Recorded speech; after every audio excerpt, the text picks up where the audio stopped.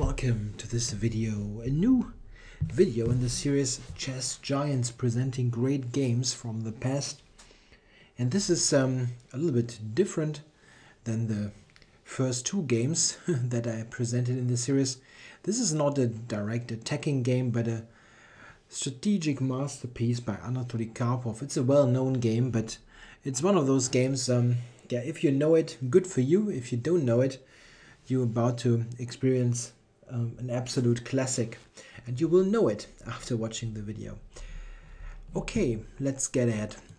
This was played against Wolfgang Unzicker, back then the German top player. We're talking about the year 1974. This game was played in the Chess Olympiad. 40 years ago. Back then Karpov was not world champion yet, but he was, I think he already was the challenger in 1974. He probably had already won the match against Korchnoi. Okay, let's see what happened here. Unzicker playing 1e5, as he usually did. He was a very classical player. Double king pawn was his normal defense. Okay, we got a Ruy Lopez. Karpov almost exclusively played the Spanish opening, the Ruy. Only very rarely did he play something like the Italian game, or I don't think he did anything else really. I don't think he played the Scotch. But the Ruy, this was his domain, and he had a fantastic score with it. In fact, Karpov had an excellent score with 1e4 all of his career, up to one point when he started to play Kasparov for the World Championship match. Kasparov really had such excellent knowledge and feel for the Najdorf. It basically forced Karpov to give up 1e4 for those matches, and this also meant that he started to switch to d4 type of positions more and more. If it wasn't for this specific case, the matches against Kasparov and the Najdorf, I think Karpov would have probably continued to play 1e4. We got a closed Ruy Lopez here, as done in thousands of games. And here Unzicker goes for knight a5, the old Chigorin variation, probably the oldest way to play this. It's a bit old-fashioned, maybe you could call it that nowadays, but still a very, very valid line. Especially the approach that Unzicker plays is old-fashioned, I must add. Nowadays the most popular moves are bishop b7, the Zaitsev, or knight b8. Also moves that Karpov played as black. Karpov didn't play knight a5 that often in comparison. Bishop c2 and c5. This is the basic and most important idea of the Chigorin. It immediately sets the c-pawn in motion. In other lines, let's say after bishop b7, this is not so easy to accomplish. Here the c-pawn takes a while to get into the game. After d4, for example, or not for example, after d4, white puts pressure on e5, so you cannot easily move the knight somewhere and then move the c-pawn. Knight a5 really takes this chance to involve the c-pawn in the fight for the center. d4, queen c7, knight bd2. This is also played nowadays. But now Unzicker plays a somewhat old-fashioned line. And in fact, I know a little bit about it because I play that myself sometimes. I played knight c6. This is quite unpopular nowadays because it leads to somewhat passive positions. Nowadays people mostly play it like that, where black is getting the c-file to play on, and this leads to entirely different positions. After knight c6, the most promising move for white is d5, leading to a closed center. The main problem that black has is this knight. It now, theoretically speaking, could go to b8, but after that white employs this typical Ruy move a4, and this means that black needs to respond with some awkward move now. You don't really want to play bishop b7 looking at the d5 pawn. And yeah, well, what exactly are you playing now? The knight is not very well placed there. He went to d8, Unzicker did. This in fact looks even more ridiculous at first, but it does have some idea. Quite strangely enough, he didn't follow up on this idea, and this is one reason why he got into this trouble in the game. Yeah, I can tell you this idea later, and we will see it pretty quickly. a4, rook b8. a4 is a normal move in the Ruy Lopez. You want to nibble at this pawn, and this typical reaction of rook b8, which is the best move, leads to a situation where white enjoys the open a file. The open a file, in fact, will become a main strategic element of this game. Yeah, what should white play now? Karpov now played the absolute best move, I believe. I have some experience, as mentioned, in the structure, and Karpov's move is by far the most testing. He went b4 here. Yeah, why is b4 a good move? The main reason is that establishing a pawn on b4 plays against this knight on d8. If the knight at some point goes to b7, and in fact he does that right now, which I believe to be is a mistake, then we see that this pawn is controlling those two key squares. The knight has nowhere to go. Yeah, well, can go back, but he's coming from d8. And this is one point of the b4 move. The second point is it fixes this pawn on a light square. Very often, black will be forced, tempted, whatever, to advance c4, and those pawns on light squares can sometimes be attacked by white. For example, knight b1, a3, attacking b5. Just one way to do it. Yeah, what should black do? As mentioned, Unzicker played knight b7, and I don't think that this really is a good idea. What black should do here is either play c4, as I normally do when I get to the position. I must say that I only play this line for black in Blitz anymore, because, well, there I at least know the middle games very well and can play quickly. But in tournament chess is too passive for my taste. Yeah, well, c4. What black wants to do is he wants to reposition his knights. The knight on d8 wants to go to f7. Yeah, to f7. The idea is, let's say white does something like that. Black is going for a setup like this. Yeah, if we just put some moves on the board, I want to demonstrate what black is aiming for. Now the knight has completed a journey, d8, c6, d8, f7. And on f7, it does a pretty good defensive job. It protects important squares, and it's not in the way of any other piece.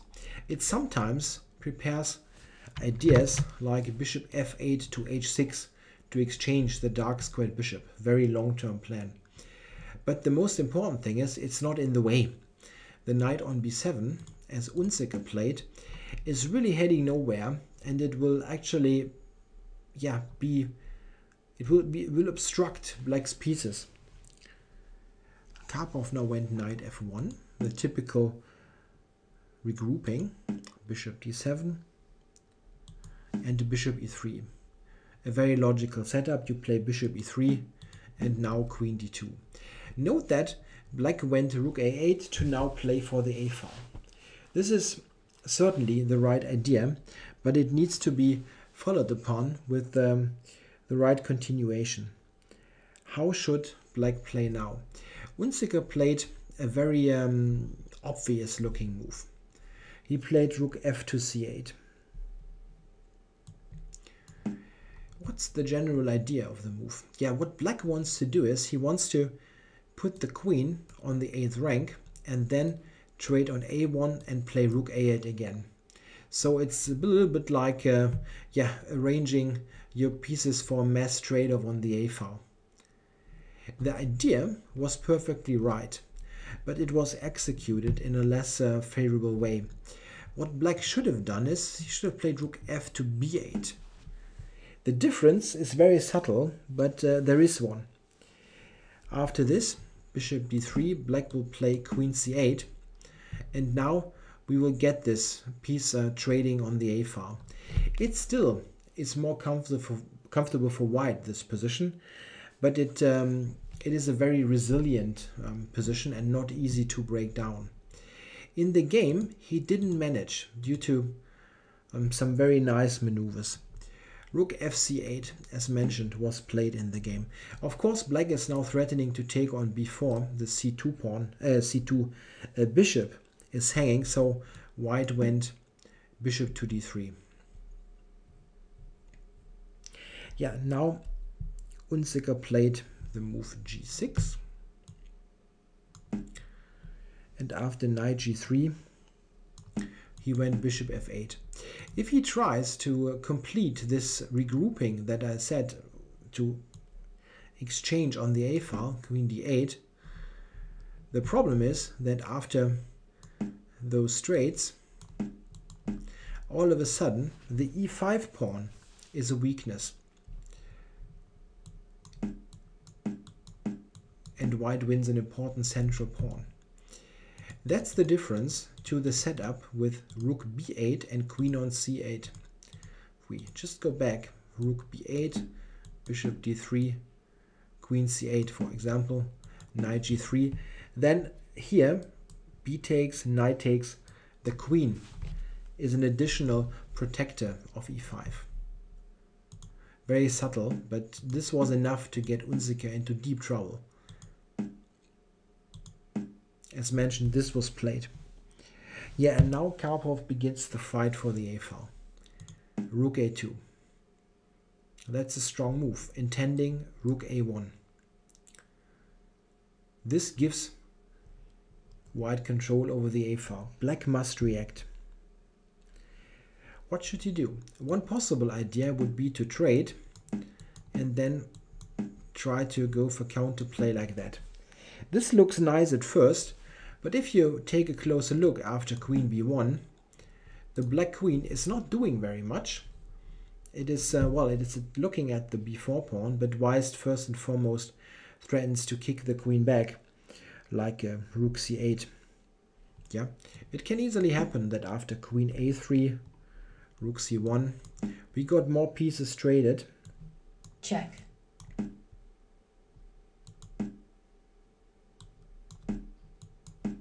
And here we see an additional benefit of having played b4. With knight e2 coming to c3, white is pressurizing the b5 pawn. Due to his superior space and better piece coordination, he can far more easily attack and pressurize the b5 pawn than black can do anything remotely comparable to the b4 pawn. Yeah, he has no piece to attack this pawn, so b5 is much weaker than b4. So this is just a very nice position for white. Black does not really benefit from those trades. Yeah, what he tried is he played c4. Oops, c4. Trying to this way disrupt the coordination of white's pieces. Karpov played a very interesting move. Now he played bishop to b1. The idea is revealed soon afterwards.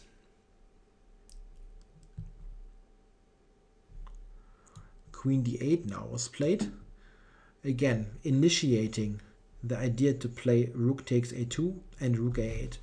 Yeah, and now comes the move that made this game so famous, and yeah, it has been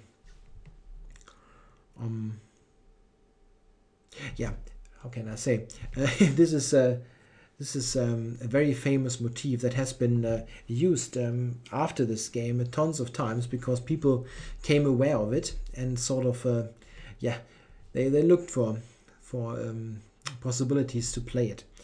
Karpov now played the very nice move bishop to a7. which at first looks a bit crazy. Why would you put it on a7? Yeah, the idea is just that what white wants to avoid is that black relieves the pressure by exchanging rooks. With bishop a7, he places a piece on the a file and just prevents any further exchanges from happening. This is just a very nice way to keep the pressure on. If you have more space, you want to keep your space advantage and keep pieces on the board and not allow too many pieces to be traded off. And this is accomplished by this great move. Very often, in very close positions, you need to find those subtle points to really increase your advantage. Without the move, white is not having very much really. Yeah, Unzicker is basically doomed to passivity here. He played knight to e8. It's not very nice. Bishop c2. Knight c7. Rook a1. Here we go. White now has occupied the a file. Queen e7. And bishop to b1. Yeah, coordinating as best as possible. Bishop e8. Yeah, it does not look great what black is doing, but what exactly is his plan? He can really just sit and wait.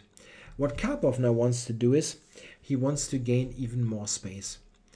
Yeah, and as it is very often the case, when you dominate on one part of the board, one side, you will very often try to make progress on the other side as well.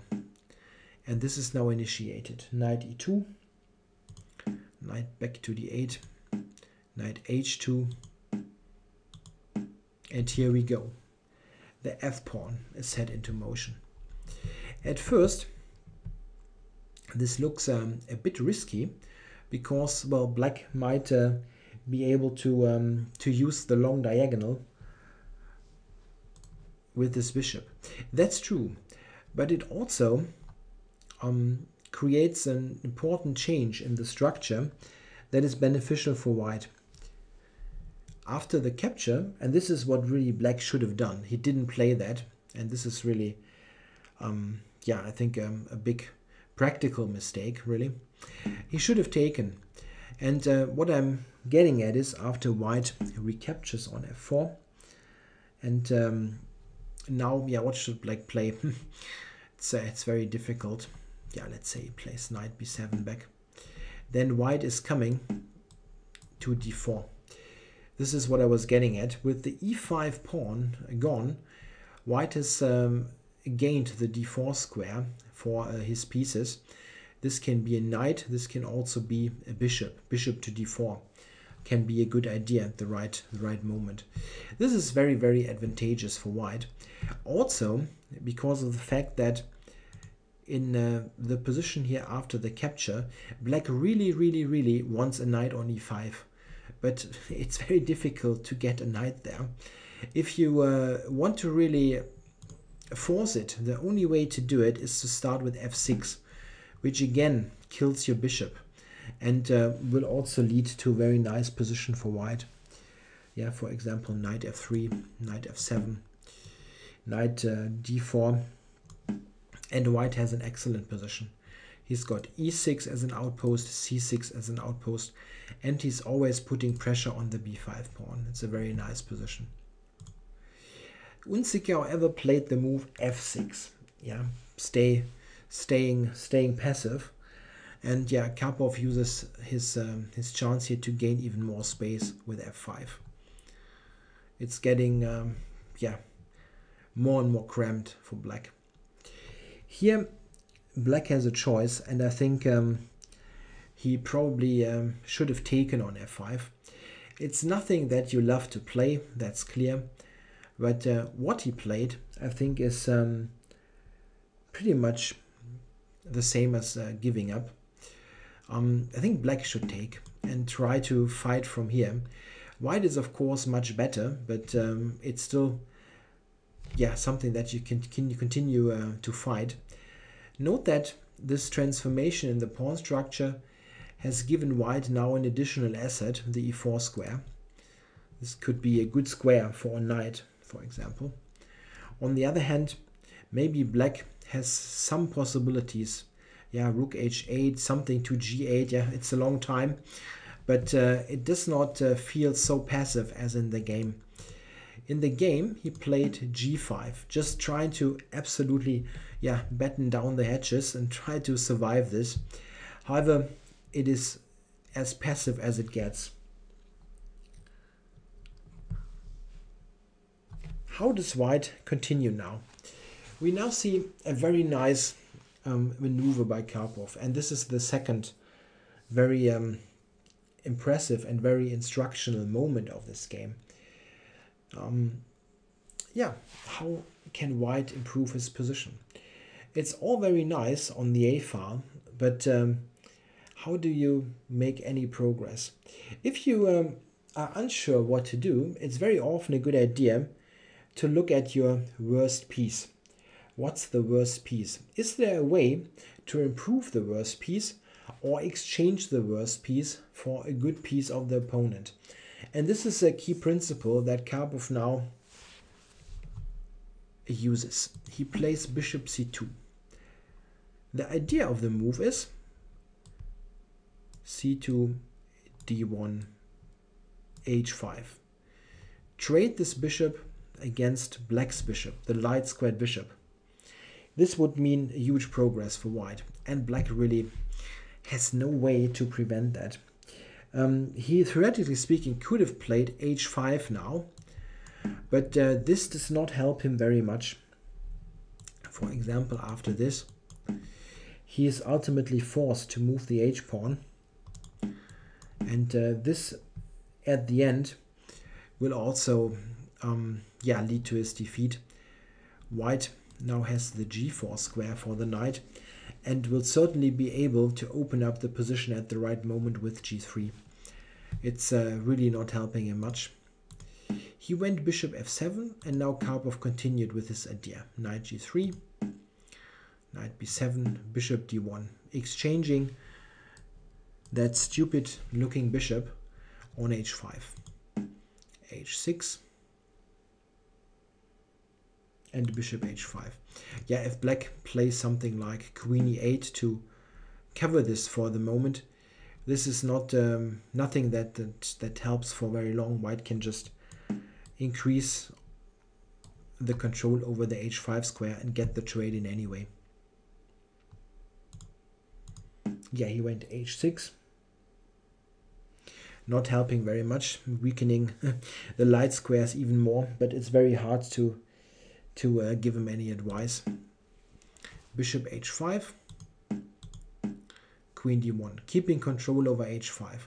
With the trade of the light squared bishop, we make sure that black's light squares are terminally weak. This is also why h6 wasn't a very, very great move, but as mentioned, it is basically not defensible anymore. Black now played knight d8. And now Karpov very slowly improves his position. He has all the time in the world. Rook a3. Yeah, the idea is that rooks on a3 and a2 are a little bit better than on a2 and on a1. And maybe white can use the idea queen a1. We see that here. Here white may play queen a1 if he desires. He might switch over the rook here. It's just a little bit better than having the rooks on a1 and a2. We have time. Yeah, black is marking time as well. He cannot do anything. Takes. I played knight g4. Sorry. Knight g4. Yeah, of course, black cannot win any material here. Check. As he loses the queen. Yeah, king f8. Knight e3. Yeah, regrouping this knight to a good active square. Check. And now the trade. The queen now joined the action, and yeah, it gets harder and harder for black to do anything. Knight d8 was played now. Yeah, what else is there? Black can try knight to h8 if he wants, trying to cover the g6 square. Yeah, here the most or the simplest way to continue is just to capture, or knight g4. Yeah, knight g4 is also nice. Knight g4, queen takes, knight takes, very nice. f6, king f7 must be played. What a sorry position here of the knight. Bishop to b6. And this now leads to a very amusing position, as black is in a total Zugzwang. He cannot move the knight. This knight also cannot move. If he moves the bishop, he will lose the f6 pawn. And if f6 is attacked 3 times, and it cannot be defended enough. So white is completely winning. Very funny position. Yeah, he played knight to d8, which is quite comparable. Yeah. Queen g6 now is played. One of the moves that that do win the game. It's a little bit it's a little bit like saying to black, well, h6, it wasn't very good. But there were many ways to conclude now. Black played king to f8 now. And now knight h5 was played. It's really funny. After 44 moves, we have reached a position where just the a pawns have been traded. The position is otherwise closed. Yeah, there's only the light squared bishops exchanged, if you look at the pieces. And still, with the board completely full of pieces, black now resigned. There is absolutely no defense here. We can look at some amusing lines if you like. Let's say black trades. White recaptures. And it's very hard now for black to even make a move. Let's say knight b7. We go here. Knight e8, keeping g7 protected. Yeah, and now it gets very, very difficult for black to even move anything. Rook a6. Yeah, and we are close. We are very close to a Zugzwang. Black is breaking down. Let's say rook d8, rook b6, rook here, and we start to collect pawns. It's just a terribly uncoordinated position. Yeah, queen takes g6. It doesn't really help.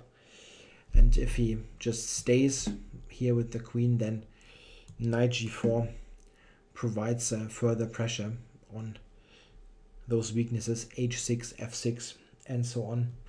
Knight e8, bishop b6, for example, is enough to seal the deal. Takes. And again, black is very hard pressed to find any move that he can play. Yeah, a very, very nice game, and one of Karpov's real classics.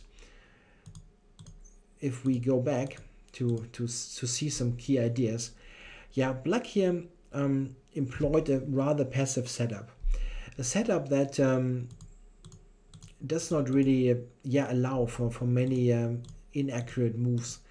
Knight b7 is the first of those slightly inaccurate moves. If you want to play a setup with c4, you should do it right away.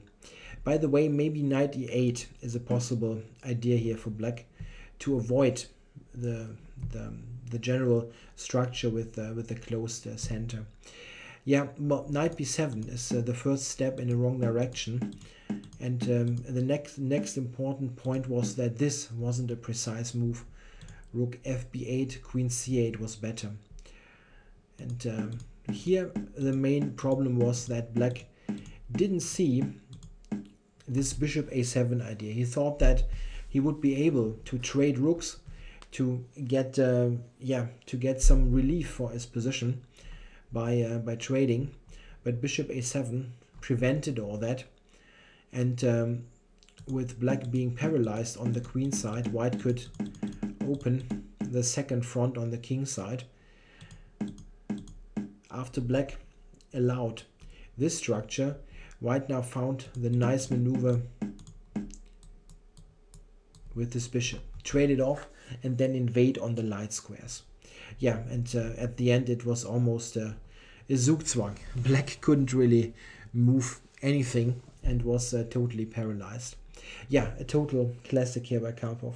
Yeah, I hope you enjoyed the game, even if you knew it already or had seen it before. I still think it's worth to look at. If it was new to you, I hope you enjoyed it even more. Thanks for watching.